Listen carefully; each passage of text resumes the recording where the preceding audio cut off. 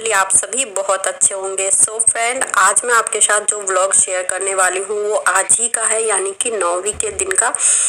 तो देखिए फ्रेंड्स, आज क्या हुआ ना कि रात को मुझे पूरी रात नींद नहीं आई। जैसे मुझे ये ध्यान में था ना कि सुबह जल्दी उठना है, इतने सारे काम हैं, पूरे घर की अच्छे से साफ सफाई करनी है और बहुत जो है कन्या पूजन वगैरह मुझे बहुत जल्दी करनी है सुबह। तो ये सारी चीज़ें रात भर माइंड में चलती रही, तो मुझे नींद सही से नहीं आई। रात भर सही से क्या, बिल्कुल भी नहीं सोई हूँ मैं। एक नींद हल्की सी मुझे नींद लगी थी, सिर्फ 15 से 20 मिनट के लिए, इतना ही मैं सोई हूँ। और उसके बाद पूरी रात मैं परेशान रही, ऐसे ही जगी रही।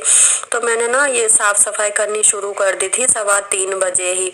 तो देखिए फ्रेंड्स, 3:15 बजे मैंने क्लीनिंग शुरू कर दी। तो सबसे पहले मैं यहाँ पे बेडरूम की क्लीनिंग कर रही हूँ। बच्चे जो है दूसरे रूम में सो रहे हैं और बेडरूम में ये जो जितना भी एरिया मुझे दिखाना कि मुझे साफ सफाई करनी है, मैंने जो है कॉलिन से क्लीन कर दी। सभी दरवाजे हैं, ड्रेसिंग टेबल हैं, बेड के जो जो ही पार्ट दिखते हैं जिसपे थोड़ी बहुत डस्टिंग का धूल मिट्टी जो है हो जाती है, तो वो सारी क्लीनिंग करी मैंने। और जैसे बेडरूम है ना, तो उसके दोनों तरफ से गेट हैं, तो वो दोनों दरवाजे मैंने क्लीन करे। उसके बाद फिर हॉल में आई हूँ। हॉल में मैं जो है टीवी यूनिट को साफ कर रही हूँ। ये फोटोज वगैरह जो भी लगे हैं, जो एरिया दिखता रहता है ना सामने जो खुला रहता है, तो उस पर थोड़ी बहुत डस्टिंग हो जाती है डेली।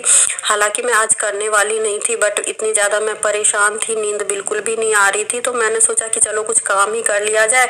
इस तरीके से जब साफ सफाई मैं कर लूँगी तो उसके बाद जो है तब तक सुबह हो जाएगी, तो मैं जो है प्रसाद वगैरह बनाने में लग जाऊँगी, नहा धो लूँगी, पूजा वगैरह कर लूँगी और बहुत जल्दी से निपट जाएगा। क्योंकि ऐसे पड़े पड़े भी अच्छा नहीं लगता, फिर बेवजह फिर ना तो नींद आती, ना ही फिर काम होता, तो और ज़्यादा मुझे जो है टेंशन होती है। बहुत तरह की चीज़ें जो है माइंड में चलती रहती है, फिर पड़े पड़े सोचते रहो तो फिर कुछ फ़ायदा नहीं है उस चीज़ का।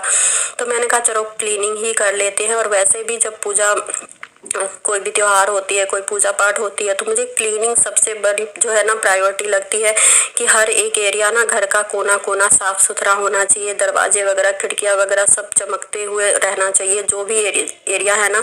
अब देखिए इस तरीके के जो माइका लगे हुए जो दरवाजे होते हैं ना, उस पर हल्की सी भी डस्टिंग होती है, थोड़ा सा भी हाथ वगैरह भी टच होता है तो उस पर निशान पड़ जाते हैं। तो रेगुलर जो है इन चीज़ों पे हाथ चलाना, साफ सफाई रखना बहुत ज़्यादा ज़रूरी हो जाता है। ये मेन एंट्रेंस है हमारा, इस पे जैसे 2 गेट लगे हुए हैं, तो दोनों को मैं क्लीन करती हूँ। बाहर से भी मैंने साफ कर दिया है। तो इस तरीके से ना मैं अपना बस टाइम पास के लिए भी, और वैसे भी मुझे सुबह करनी थी तो इतना कुछ नहीं हो पाता। तो ये एक अच्छी चीज़ हुई कि चलो नींद नहीं आ रही थी तो मैंने सफाई का ही काम कर लिया। और उसके बाद जो है ना भगवान जी वाले रूम में आ गई हूँ और यहाँ पे जैसे जो भी चीज़ें मुझे दिखी साफ़ करने के लिए वो मैंने साफ़ कर लिया। फिर फ्रिज को भी मैंने ऊपर से क्लीन कर लिया। जैसे फ्रिज ये ओपन रहता है ना, तो इस पर भी थोड़ी बहुत धूल मिट्टी हो ही जाती है और थोड़े बहुत हाथ वगैरह लगने के निशान इस पर पड़ते रहते हैं। तो इसे भी मैंने अच्छे से कॉलिन से क्लीन कर लिया। अंदर से क्लीन ही है, बस बाहर से मुझे ये क्लीन करनी थी, तो ये मैंने चारों तरफ से क्लीन कर लिया। और सफाई मुझे बहुत ज़्यादा पसंद है, और स्पेशली जब इस तरह से मुझे थोड़ा सा भी टाइम मिलता है ना, तो मैं ज़रूर कर लेती हूँ। और आज तो 9वीं का दिन था, तो जो है ना पूजा वगैरह भी होने हैं, तो सफाई तो मुझे करनी थी। बट अगर मुझे नींद आती तो शायद इतनी सफाई नहीं हो पाती जितनी कि मैंने जो है आज कर ली।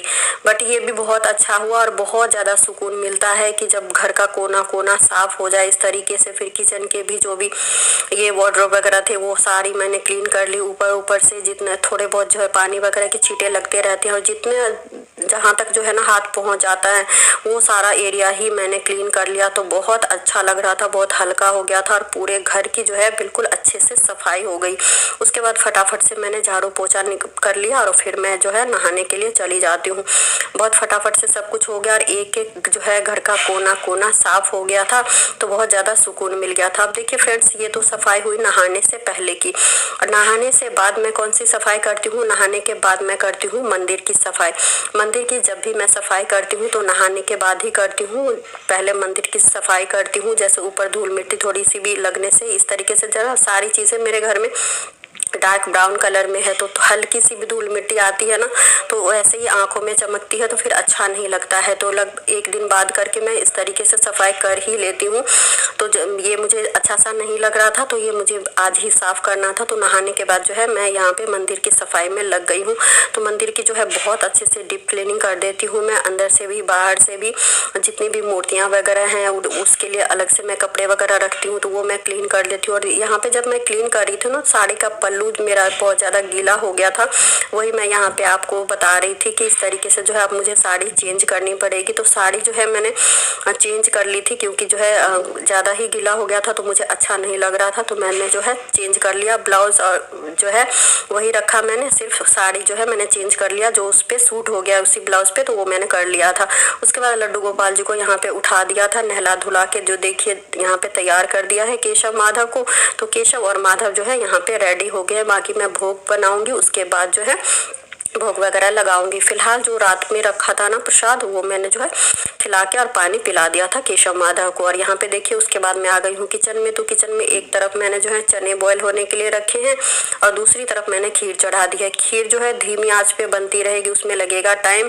और चने जब बॉयल हो गए थे तो उसके बाद मैंने फटाफट से जो है दूसरी तरफ बनने के लिए रख दिया है हलवा। तो देखिए फ्रेंड्स, अकेले को जब सब सारी चीज़ें मैनेज करनी है तो बहुत ध्यान से एक एक चीज़ें जो है आपको सब कुछ सारी प्रिपरेशन एक दिन पहले ही करके रखनी होती है। फिर मॉर्निंग में आपको इस तरीके से शेड्यूल होकर रहना पड़ता है कि टाइम पे जो है एक के साथ एक चीज़ें जो है बनती रहे, और इस तरीके से जो है ना एक काम आप कर ले, फिर उससे फ्री हो जाए, फिर दूसरे काम करे। इस तरीके से ना आपको आपके माइंड पे ये सारी चीज़ें प्लान होनी चाहिए कि किस तरीके से क्या करना चाहिए। तो देखिए जैसे खीर अभी होने में थोड़ा सा टाइम था, हलवा भी बन रहा था, तो दूसरी तरफ जो है मैंने आटा लगा लिया फटाफट से।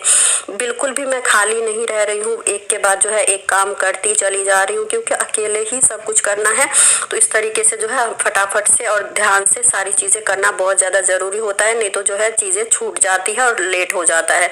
मुझे ऐसा है कि जब मैं सोचती हूँ कि मुझे इतनी जल्दी इस टाइम पे मुझे ये चीज़ ख़त्म कर लेना है, तो उसी टाइम पे हो जाता है, तो मुझे सही रहता है। नहीं तो मुझे हो जाती है बहुत ज़्यादा टेंशन। उसके बाद मैंने पूरियाँ भी तल ली और यहाँ पे मैंने भोग जो है पहले तैयार कर लिया है माता जी के लिए, लड्डू गोपाल जी के लिए।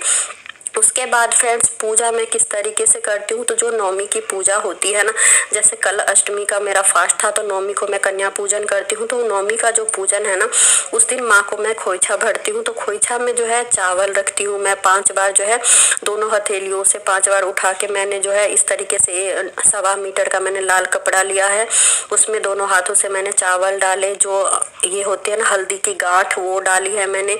101 रुपये दक्षिणा मैंने डाले हैं, श्रृंगार की कुछ चीज़ें डाली है। तो इस तरीके से खोइछा भर के ही जो है माँ जब विदा लेती हैं अपने मायके से, तो जो है खोइछा लेके जाती है। तो इस तरीके से मैं खोइछा भरती हूँ। और जो डेली का मॉर्निंग का होता है ना, जिस तरीके से पूजा करना कि माँ को टीका लगाना है, फूल माला चढ़ाना है, चुनरी चढ़ानी है, वो सारी चीज़ें मैंने आज न्यू चेंज करके जो है माँ को चढ़ाई है।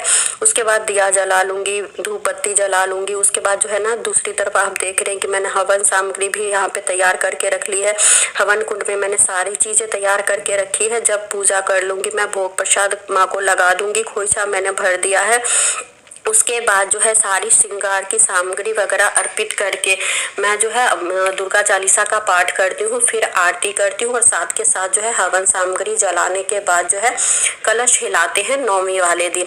अब देखिए फ्रेंड्स, इस बार जैसे पूरे दिन की नवमी और दसवीं थी ना, तो आज 2:15 बजे 3:30 बजे तक जो है दसवीं तिथि रहेगी। उसके बाद राहु काल शुरू हो जाएगा और उसके जैसे मॉर्निंग में जो है अभी 12 बजे के बाद से दसवीं तिथि शुरू हो जाएगी। तो कुछ घंटे का आज मुहूर्त है, तो दसवीं की तिथि वाले दिन ही जो है सारी चीज़ें ये यहाँ से उठाई जाती है। तो मैं आज ही ये करूँगी, लेकिन अभी जो है फिलहाल सुबह की पूजा थी, तो सुबह की पूजा में जैसे जो दुर्गा चालीसा का पाठ मैंने कर लिया, फिर हवन सामग्री में हम लोगों ने जलाई है। और उसके बाद जो माँ को प्रसाद लगाते हैं ना भोग, तो उसमें 11 पूरियाँ रखती हूँ मैं। खीर रखे हैं मैंने, हलवा रखे हैं और जो फ्रूट्स के प्रसाद रखे हैं, जैसे कि केले वगैरह रखे हैं, और चने की जो है सूखी जो सब्जी बनती है माता जी के लिए, वो मैंने बनाए हैं। तो हर एक चीज़ में से जो है 11 बार जो है मैं आहुति इसमें दूंगी, क्योंकि ऐसा कहा जाता है कि जो हम हवन सामग्री हम हवन करते हैं ना, हवन कुंड में जो चीज़ें अर्पित करते हैं, तो अग्नि रूप में ही जो है अग्नि के द्वारा ही जो है सभी देवी देवता अपना भाग जो है ग्रहण करते हैं। तो इस तरीके से जो है मैं सभी देवी देवताओं को नवग्रहों की पूजा के लिए जितना मुझे पता है, जिनका मैं नाम लेकर जिन्हें समर्पित कर सकती हूँ। तो यहाँ पे हम लोग भोग लगा देते हैं और सभी जो है यहाँ पे उठ गए थे, बच्चों को भी जो है तैयार कर दिया था साथ में ही। तो सभी यहाँ पे अब देखिए नहा धो के जो है पूजा करने के लिए आ गए हैं। तो इसी तरीके से फ्रेंड्स मैं पूजा करती हूँ। आप लोग किस तरीके से करते हैं वो कमेंट सेक्शन में मेरे साथ शेयर कीजिएगा, और मेरे पूजा करने का तरीका आप लोगों को कैसा लगा वो भी ज़रूर बताइएगा। और इस तरीके से जब 11 बार भोग लगाते हैं ना, तो सबसे लास्ट में जो है 5 सुपारी, लौंग, इलायची, ये सारी चीज़ें आहुति में डालते हैं, क्योंकि खाना खाने के बाद जो है पान का भी भोग लगता है माता जी को, और फिर जो है जल इस तरीके से अर्पित कर दिया जाता है। अब ये सारी पूजा यहाँ पे हो गई है, तो हस्बैंड आए हैं यहाँ पे कलश को हिलाने के लिए। तो देखिए नवमी तिथि को जो है कलश को हिलाना होता है, तो हमारे यहाँ जो है जेंट्स ही कलश को हिलाते हैं। तो मैंने अपने हस्बैंड को बोला कि वो इस तरीके से कलश को थोड़ा सा हिला दे, और जब 10वीं तिथि प्रारंभ होगी तो उसके बाद जो है 2 सवा 2 बजे के करीब जो है हम लोग ये सारी चीज़ें जो है विसर्जन के लिए उठाएंगे। तो सभी ने यहाँ पे पूजा आरती कर ली है, यहाँ पे प्रणाम कर लेंगे, और उसके बाद जो है कन्या पूजन होगी। तो ये अभी की जो है पूजा हो गई है, माता जी को भोग लग गया है, खोइछा मैंने भर दिया है। और उसके बाद फ्रेंड्स पूजा के साथ ही बात आती है माँ से जो है सुहाग लेने की। तो सुहाग लेने का भी तरीका मैं आपके साथ शेयर करूंगी, जो कि मुझे अभी अभी पता चला है, तो इस बार मैंने फर्स्ट टाइम किया है। तो जो भी अच्छी चीज़ें पता चलती जाती है लाइफ में, हम सभी धीरे धीरे ही सीखते हैं, तो वो मैं जो है हर बार जरूर करती हूँ। तो देखिए इस तरीके से जो है माता रानी को भोग लगा दिया था। सारी चीज़ें जो है माता जी की के साथ जो है विदाई में जो जो चीज़ें डालनी है वो सारी चीज़ें जो है माता जी को दे दिया है। तो फ्रेंड्स आप लोग भी दर्शन कर लीजिए इस तरीके से जो है माता रानी का। और ये देखिए जवे जो है बहुत अच्छे से उगे थे, और ऐसा कहा जाता है कि इस तरीके से जब आपके जवे हरे भरे अच्छे से उग के आते हैं ना, तो ये आपके घर में सुख समृद्धि का प्रतीक होता है, धन में बढ़ोतरी होती है, परिवार में सुख शांति रहती है। तो जब जो है इस बार बहुत अच्छे उगे थे, तो मन इस तरीके से बहुत ज़्यादा खुश हो जाता है। और जब सारी चीज़ें इतने अच्छे से आप करते हैं ना फ्रेंड्स, इतना कुछ मैं रिकॉर्ड नहीं कर पाई, इतने अच्छे से क्लियरली आपको लोगों को नहीं दिख पा रहा होगा, और जितना मैं एक्सप्लेन कर सकती हूँ मैं कर रही हूँ। और इस टाइम जो है आज ही मैंने ये सारी चीज़ें रिकॉर्ड की है, और आज ही पूजा भी थी, तो बहुत ज़्यादा थकान भी हो गई थी। बट क्योंकि वीडियो आज ही मुझे डालना है, कल भी नहीं डाला था, तो इसीलिए जो है मैं यहाँ पे आपके साथ ये वीडियो फटाफट से एडिट करके शेयर कर रही हूँ।